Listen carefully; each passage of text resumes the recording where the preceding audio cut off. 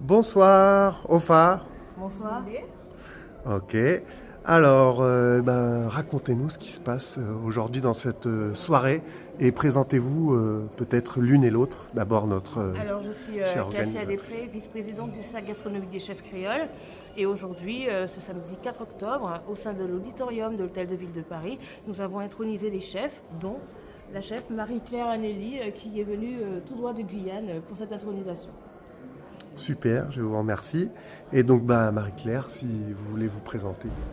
Alors, bonjour, Marie-Claire Anneli, donc fraîchement intronisée aujourd'hui, au cercle gastronomique des chefs créoles. Super. Alors, moi, j'ai une première question pour Katia d'abord. Qu'est-ce qui vous a donné cette idée? Alors ça fait très longtemps que je suis investie, en tout cas au sein du cercle, en tant que vice-présidente. Et c'est vrai qu'on avait envie de mettre à l'honneur tous ces chefs ultramarins, que ce soit de la Martinique, de la Guadeloupe ou de la Guyane.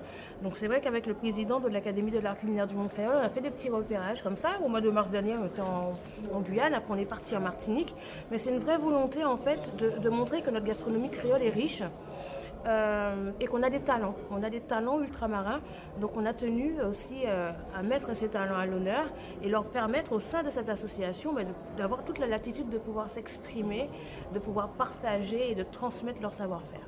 Et donc, Marie-Claire, est-ce que tu peux nous parler un peu, déjà, comment tu as connu le cercle gastronomique et d'autre part, ta cuisine?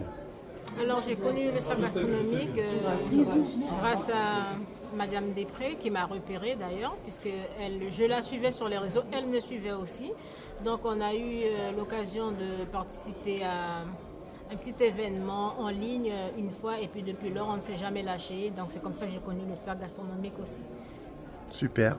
Et alors, est-ce que vous pourriez nous parler tous les deux de vos cuisines respectives? Parce que, chef Katia, vous êtes chef. Et donc, est-ce Oui, que vous pouvez nous parler de vos spécialités? ma cuisine, elle est généreuse. C'est vrai que j'ai habité 10 ans en Guyane, donc à Saint-Laurent-du-Maroni. Je suis martiniquaise. Donc c'est vrai que... Et j'habite dans les Hauts-de-France, en Picardie. Donc c'est vrai que ma cuisine, on va dire que c'est vraiment un mélange de tout ce que j'ai pu faire auparavant, parce que je suis aussi une ancienne hôtesse de l'air, donc c'est vrai que c'est après tous les voyages que j'ai faits, rencontrer différentes cultures, différentes saveurs, différents produits, des légumes qui ont les mêmes noms aux Antilles, mais qui ne se cuisinent pas de la même façon à travers le monde. Donc ouais, ma cuisine, on va dire qu'elle est riche un petit peu de tous les voyages que j'ai pu faire, et j'aime bien aussi travailler les produits des Outre-mer avec les produits des Hauts-de-France. Je n'ai aucun problème à faire, par exemple, un chromeski, le patate douce avec un crémeux de maroilles, par exemple. Voilà. Ça change de l'ordinaire et c'est toujours très intéressant à goûter. Ça nous donne envie d'y goûter. Et Marie-Claire, est-ce que vous pouvez nous parler un peu de votre cuisine?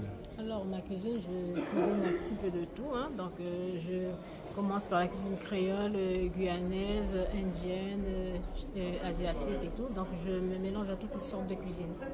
Et alors, parfois, est-ce que vous restez dans les plats traditionnels ou parfois vous faites votre propre sauce?